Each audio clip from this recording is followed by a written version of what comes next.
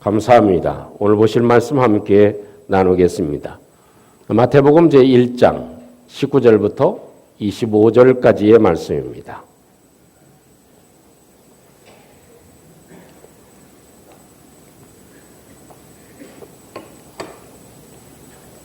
오늘 보실 말씀 마태복음 제1장 19절부터 25절 말씀까지 한 절씩 교독하겠습니다.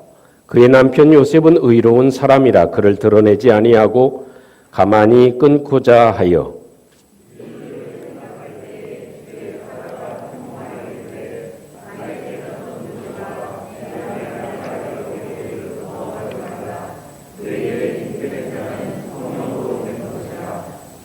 아들을 낳으리니 이름을 예수라 하라. 이는 그가 자기 백성을 그들의 죄에서 구원할 자의 시민이라 하니라.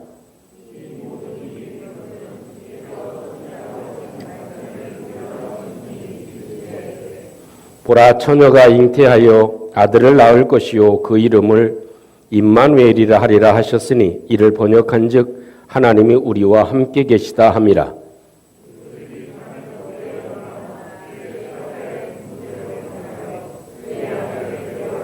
다 같이 아들을 낳기까지 동침하지 아니하더니 나음의 이름을 예수라 하니라. 아멘. 우리 좌우에 계신 분과 한번 인사하겠습니다. 메리 크리스마스. 메리 크리스마스. 아멘. 성탄절이 되면 우리는 영어이기는 하지만 메리 크리스마스 이렇게 인사를 합니다. 그 말의 어원의 의미를 보면 이렇습니다. 메리라고 하는 것은 그리스어에서 시작되어진 단어입니다. 그래서 그 뜻은 기쁨, 즐거움이라고 하는 의미를 가지고 있습니다. 크리스마스라고 하는 것은 두 가지 단어가 합성되어진 단어입니다. 크라이스트라고 하는 그리스도라고 하는 이름과 말과 그리고 미사라고 하는 예배, 미사라고 하는 그런 단어가 합쳐진 그런 단어가 크리스마스라고 하는 단어로 우리가 이해하면 그 의미를 우리가 쉽게 더 간직할 수 있을 것입니다. 종합해 보면 기쁨과 즐거움을 가지고 그리스도를 예배하는 것, 나의 구주 되심을 찬양하고 예배하는 것, 그것도 즐거움과 기쁨으로 예배하는 것을 가리켜서 메리 크리스마스라고 하는 이름의 의미를 가지고 있는 것입니다. 우리 모두가 즐거움과 기쁨으로 이 땅에 육신의 몸을 입고 오신 우리의 영원한 구세주 예수 그리스도를 예배하는 시간과 우리의 삶이 되어지기를 주님의 이름으로 축복합니다. 또한 예수님의 탄생에 있어서 중요한 인물을 꽂으라면 그 중에 빼놓을 수 없는 사람, 그 사람이 바로 요셉이라고 할 수 있을 것입니다. 예수님을 탄생시키는 데 있어서 가장 소중한 역할을 감당하고 또 누구를 통해서 이 일을 이루실까라고 생각하셨을 때 마리아와 또한 요셉, 그는 반드시 기억해야 될 만한 사람이라고 생각되어집니다. 여러분, 요셉은 지나간 사람이기는 하지만 그래도 우리는 예수 그리스도의 탄생을 기뻐하고 다시 오실 예수님을 우리가 사모하는 사람들이라면 우리 모두 다 이 시대에도 제2, 3의 요셉과 같은 그런 사람이 돼서 이 역사의 현장 가운데 하나님께서 기억하실 만한 사람들이 되는 귀한 축복을 안는 2022년 성탄주일이 되시기를 주님의 이름으로 축복합니다. 그런 의미에서 요셉을 두 가지의 의미로 살펴보려고 합니다. 그 첫째는 예수님의 잉태에 대한 요셉의 태도는 놀라운 감동을 갖는다 하는 것입니다. 예수님의 탄생에 대한 소식을 듣고 이 요셉이 어떻게 반응해 보였는가, 또 어떤 태도를 가지고 있었는가 하는 것에 하나님이 요셉을 선택하시고 그의 삶을 복되게 하시는 중요한 요소가 되어졌다는 것입니다. 그 하나를 보면 약혼 여인 마리아가 임신한 사실이 드러납니다. 약혼한 여인이 자기와는 아무 관계도 없는 상황인데 그 여인이 임신한 사실이 드러납니다. 그 임신한 사실이 드러나게 된 것은 본인은 생리적인 현상으로 알겠지요. 그리고 또 다른 사람들은 이 여인이 조금 무엇인가 몸의 신체의 변화가 이루어지는 것을 알았을 것입니다. 그것이 드러났다는 것입니다. 그것이 나타나졌다는 것입니다. 여러분, 이런 상황이 되어졌을 때 어떤 마음을 가질까요?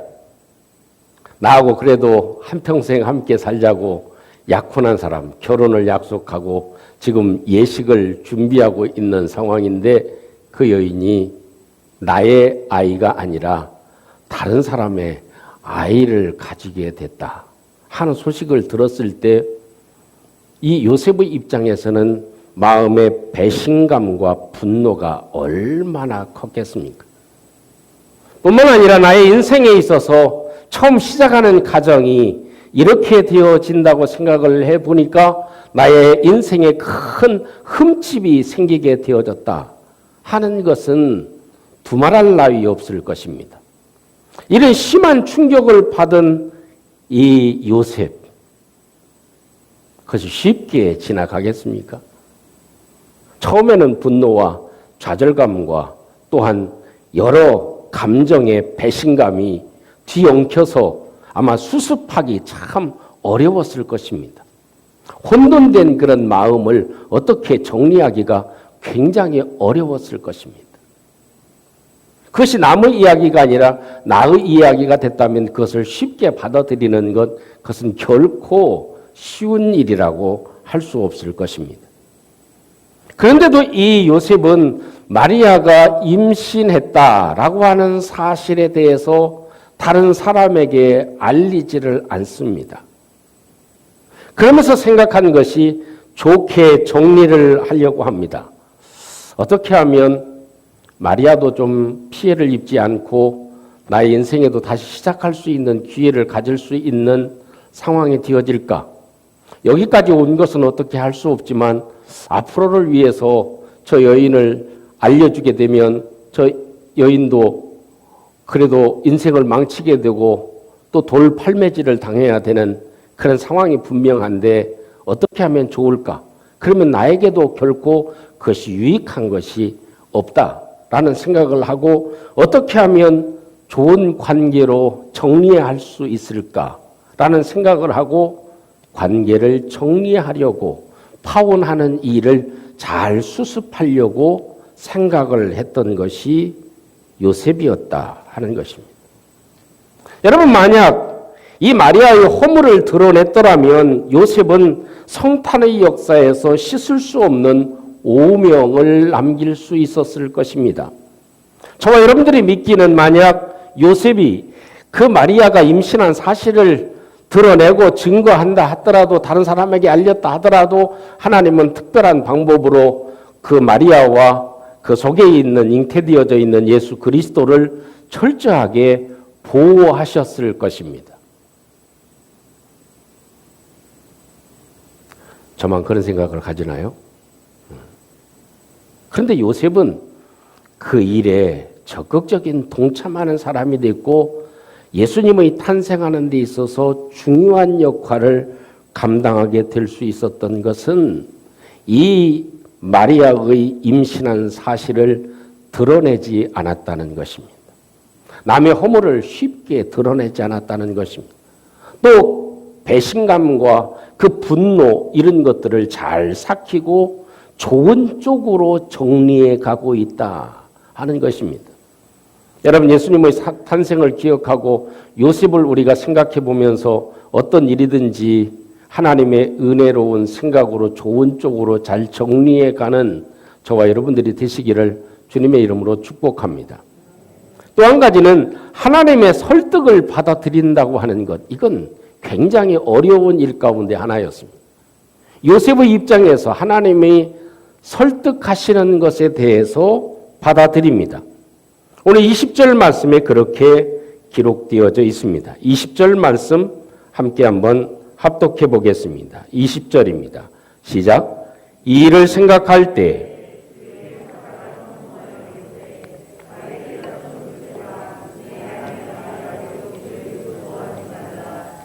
그에게 잉태된 자는 성령으로 된 것이라.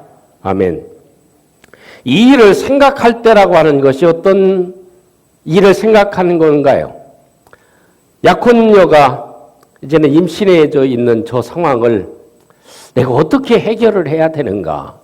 이걸 누구한테 의논할 수도 없고 이 일을 어떻게 잘 정리할 수 있을까?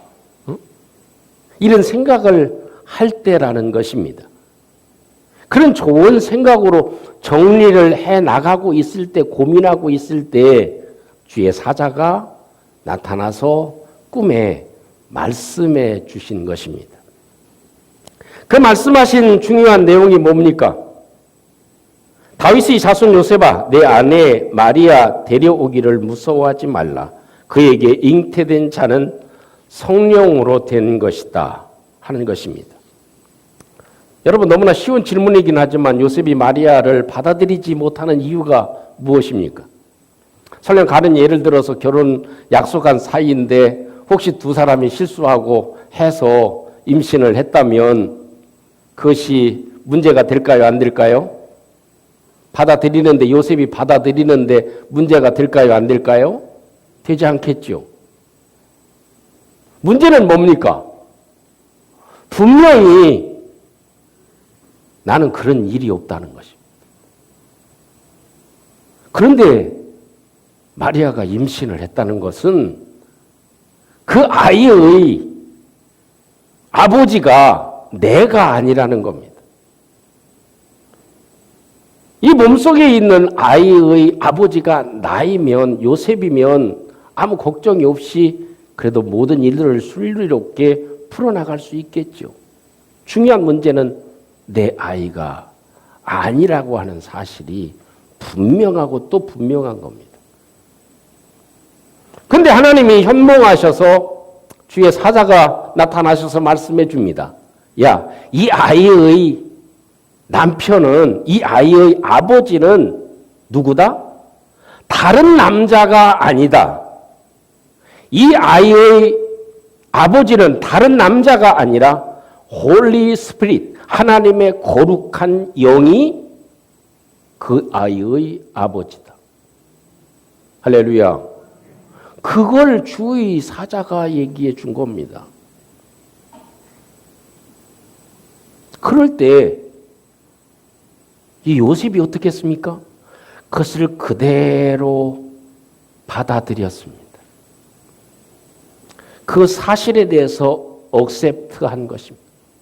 하나도 의심 없이 그것을 다 받아들인 것입니다. 아, 내 아내 마리아는 절대로 다른 남자의 씨를 받는 사람이 아니지. 부정한 여인은 결코 아니다. 저에게 임신되어진 저 생명의 아버지는 하나님이시다. 라는 것을 믿고 받아들인 줄로 믿습니다. 이것이 요셉의 위대한 점입니다. 그래서 요셉을 하나님께서 귀하게 사용하시고 역사하신 것임을 우리가 기억할 수 있습니다. 그 숨겨진 하나님의 비밀을 요셉은 잘 받아들이게 되어진 것입니다. 여러분, 이 사실을 참 받아들이기가 쉽습니까? 어렵습니까? 쉬운 일은 결코 아닙니다. 여러분, 우리의 삶에서도요, 그런 일들이 많이 있습니다. 우리에게 믿음이 필요한 건 우리의 살아가는 삶 가운데 누가 일을 행하셔요? 이 일을 주체하시는 분이, 행하시는 분이 하나님이시다고 받아들이는 것. 아, 저 사람과 내가 한 몸이 되고 결혼하게 된 것은 누가 하신 것이다? 하나님이 하신 것이다. 라고 받아들일 때 그의 가정은 어떤 어려움에서도 이겨나갈 수가 있습니다. 나에게 준 질병이 하나님이 나에게 준 질병이다. 하나님이 나에게 베푸신 것이다. 라고 받아들이면 그것을 어떻게 해요? 이기고 나갈 수 있는 힘이 생기게 되어집니다. 우리 삶에서도요, 아, 이 일이 하나님이 하신 일이다. 하나님이 이런 어려움을 주셨다. 하나님이 이런 축복을 주셨다. 하나님이 이런 기회를 주셨다. 이걸 받아들이는 저와 여러분들이 되시기를 주님의 이름으로 축복합니다. 그래서 이 요셉은 그 사실을 완전하게 받아들여서 두 가지 일을 행합니다. 그것은 요셉이 얼마만큼 하나님의 역사하심, 이 아이의 아버지가 하나님이시라는 사실을 받아들이는 것이 두 가지로 나타납니다. 그 하나는 마리아를 데려옵니다. 사실 그래요? 그렇게 할 수는 있지만 그래도 나는 아무리 그렇다 하더라도 나는 인정하지 못하겠어요. 그럼 어떻게 해요? 마리아를 데려오지 않았을 것입니다. 그리고 또 한 가지는 이름을 예수라고 지어줍니다. 여러분 우리도 그렇지만 유대인들도요.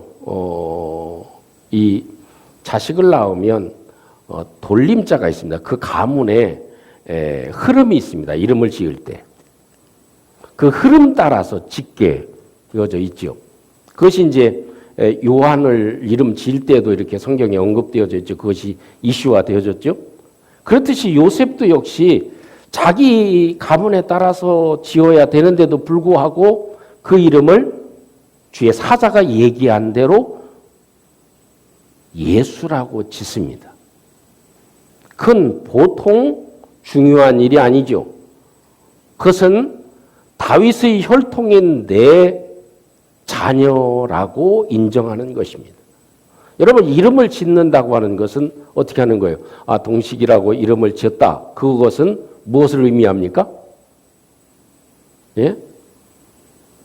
다른 쪽으로 생각이 안 됩니까? 자식을 낳았는데 이름을 너는 개똥이다. 이렇게 그냥 부르기만 합니까? 이름을 지었다는 건 뭘 얘기해요?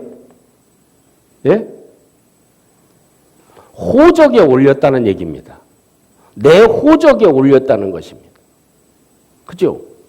근데 분명히 이 아이의 아버지는 자신이 아닙니다. 그죠? 요셉 자신이 아니에요. 근데 자기의 호적에 예수를 올립니다.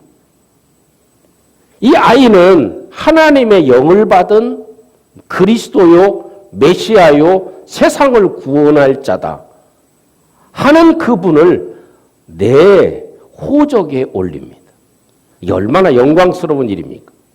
그래서 예수 그리스도가 아브라함과 이삭과 야곱과 다윗의 후손이 되도록 역사해 주신 것입니다. 조금 더 과장돼서 나간다면 이 요셉이 예수님을 입양해서 자신의 아들로 호적에 올려주시듯이 우리를 예수 그리스도의 자녀로, 하나님의 자녀로, 우리를 양자의 자녀로 하나님의 호적에 올려주시는 기적을 베풀어 주신 줄로 믿습니다. 그 시작이 요셉으로부터 시작되어졌다 하는 것은 굉장히 중요한 사건이 되어질 것입니다. 그래서 결국 요셉은 어떻게 예수 그리스도가 탄생하는 이 성경의 역사에, 구원의 역사에, 세상의 역사에 그리스도의 탄생의 중요한 주인공으로 우뚝 서는 놀라운 축복을 입게 된 것이 바로 요셉이었다 하는 것입니다. 두 번째는 요셉은 예수님의 탄생으로 인생의 역전을 이룬 사람이 됐다 하는 것입니다. 여러분 요셉을 누가 알겠습니까? 이런 사건이 없었더라면 누가 요셉을 이렇게 칭송하고 알 수 있게 되었겠습니까? 어떻게 보면 하마터면 요셉은 인생의 실패자가 될 수 있었고 또한 요셉은 실패자의 딱지를 붙이고 평생을 살아가야만 했던 사람 가운데 하나였을지도 모릅니다. 그럼에도 불구하고 요셉은 그 삶에서 하나님의 역사의 중심으로 세워진 사람이 됐다 하는 것입니다. 그 소식 가운데, 그 일 가운데 중요한 것은 여호와의 사자가, 하나님의 주의 사자가 그에게 전해준 놀라운 소식 때문에 그렇게 인생의 삶이 바뀌어지게 되어진 것입니다. 이번 카타르 월드컵에서 아르헨티나가 우승을 했습니다. 이 우승에 최고의 영광과 혜택과 축복을 누린 사람이 누굽니까? 아마 인생에서 최고의 순간을 맞은 사람이 메시라고 하는 운동선수였을 것입니다. 그에 관한 감동적인 이야기가 있어서 그 이야기를 소개하고 이 말씀을 마무리하려고 합니다. 메시는 아시다시피 아마 2016년이죠. 아르헨티나 국가대표팀으로 출전을 합니다. 그래서 이 코파컵에서 결승전에 나가죠. 근데 결승전에서 승부차기 할 때 메시가 넣습니까? 못 넣습니까? 기억하실지 모르겠지만 못 넣습니다. 그래서 결국 칠레한테 아르헨티나가 패배를 합니다. 그러니까 온 국민들이 누구를 욕하겠어요? 메시 죽일 놈 이렇게 되어진 것입니다. 그러니까 그 성화가 얼마나 심했겠습니까? 그리고 본인 자신은 이 죄책감과 좌절감, 자포자기, 그리고 떨림, 이것 때문에 야, 이제는 나는 대표팀에서 은퇴를 해야 되겠다 하고 은퇴 선언을 합니다. 그것이 2016년입니다. 그러니까 이제 대통령도 그렇고 마라도나도 그렇고 주위에 있는 사람들이 야, 그러면 되냐? 그래도 대표팀 은퇴하지 말고 다시 복귀해라 하고 했지만 메시의 마음은 굳어졌습니다. 그의 마음을 돌이킬 수가 없었습니다. 그런데 메시가 다시 국가대표 팀으로 활동할 수 있게 된 소중한 계기가 있었습니다. 그것은 시골 작은 마을의 초등학교 한 여교사가 메시에게 편지를 보냅니다. 그리고 그 편지가 삽시간에 아르헨티나 온 전역에 퍼지게 됩니다.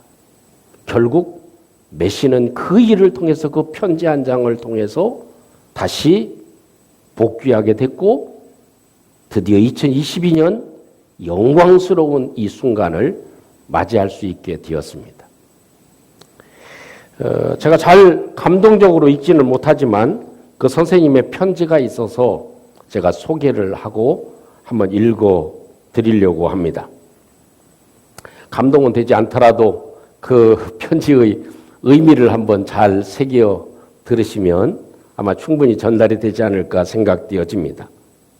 리오넬 메시에게 당신은 아마 이 편지를 읽지 않을지도 모르죠. 하지만 저는 오늘 축구 팬이 아닌 한 사람의 교사로서 당신에게 편지를 전합니다. 저는 비록 교사이지만 아무리 노력해도 저를 향한 아이들의 존경심은 아이들이 당신을 좋아하는 마음에는 미치지 못합니다. 그만큼 아이들은 당신을 사랑하고 있습니다. 그런데 아이들이 지금 영웅이 포기하는 모습을 보게 되었습니다. 당신을 지치게 만든 일부 아르헨티나인들의 어두운 면을 저도 잘 압니다. 그러나 대표팀 은퇴는 당신을 욕하고 깎아내리는 이들에게 굴복하는 것이나 다름이 없습니다. 그들처럼 승리에만 가치를 두고 패배를 통해 성장하는 것을 무시하는 어리석음에 넘어가지 않았으면 합니다.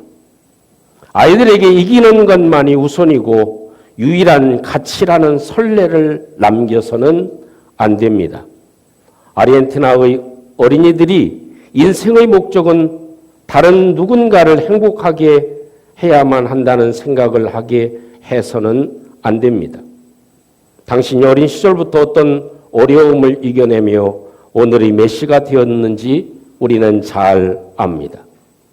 성장 호르몬의 결핍이라고 하는 희귀병을 앓은 당신이 어린 나이에 고통스러운 주사를 얼마나 맞으며 자랐는지 우리 모두가 잘 알고 있습니다. 지금 당신이 은퇴하면 이 나라 아이들은 당신에게 배웠던 노력의 가치를 더 이상 배우지 못할 것입니다. 지금 당신처럼 졌다는 이유만으로 포기한다면 오늘도 하루하루를 어렵게 살아가는 이 나라의 많은 사람들은 인생의 가치를 잃어버릴 수 있습니다. 저는 학생들에게 당신을 이야기할 때 당신이 얼마나 멋지게 축구를 하는지에 대해서 이야기하지 않습니다. 프리킥으로 단 한 골을 넣기 위해 당신이 같은 장면을 수천 번이나 얼마나 많이 연습한다는 사실을 저는 이야기해 줍니다. 당신은 아르헨티나 대표팀 유니폼을 벗어서는 안 됩니다. 모든 팬들이 당신에게 승리와 우승만을, 트로피와 메달만을 바라는 게 아니라는 사실을 알아야 합니다. 제발 우리 아이들에게 2위는 패배라고 경기에서 치는 것이 영광을 잃게 되는 일이라는 선례를 남기지 말아주세요. 진정한 영웅은 패했을 때 포기하지 않는다고 생각합니다. 진정한 영웅이라면 이길 때에는 같이 이기고 질 때에도 혼자가 아니라는 진리를 알려주어야 합니다. 당신이 우리나라를 대표할 만큼 리오넬 메시가 아닌 아르헨티나 그 자체라는 마음으로 대표팀에 남아줬으면 합니다. 결과에 관계없이 사랑하는 일을 해서 행복할 수 있다면 그에게 가장 위대한 우승이라는 사실을 보여주세요. 진심을 담아 비알레 초등학교 교사 요하나 폭스. 이것이 메시 마음을 움직였습니다. 우리도 역시 그리스도인의 유니폼을 벗어서는 안 됩니다. 오늘도 주님이 우리와 함께하고 계십니다. 꼭 인생의 성공만이 우리에게 가치를 주는 것은 결코 아닙니다. 또한 실패는 우리로 하여금 인생의 실패를 가져와 주지 않는다는 참된 가치를 우리는 마음에 담을 필요가 있을 것입니다. 사랑하는 성도 여러분, 우리는 2022년 성탄절을 맞이하면서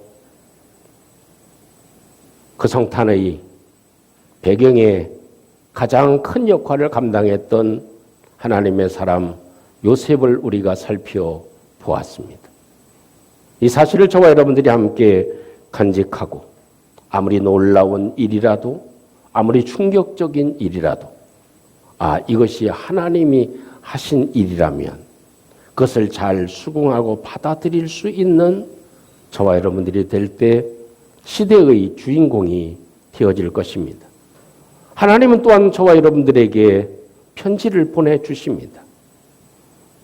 그 좌절과 분노에 사로잡혔던 이 요셉에게 여호와의 사자가 나타나 말씀을 전해주듯이 때로 좌절에 있는 우리에게 하나님은 우리의 등을 쓰다듬어 주시고 위로해 주십니다.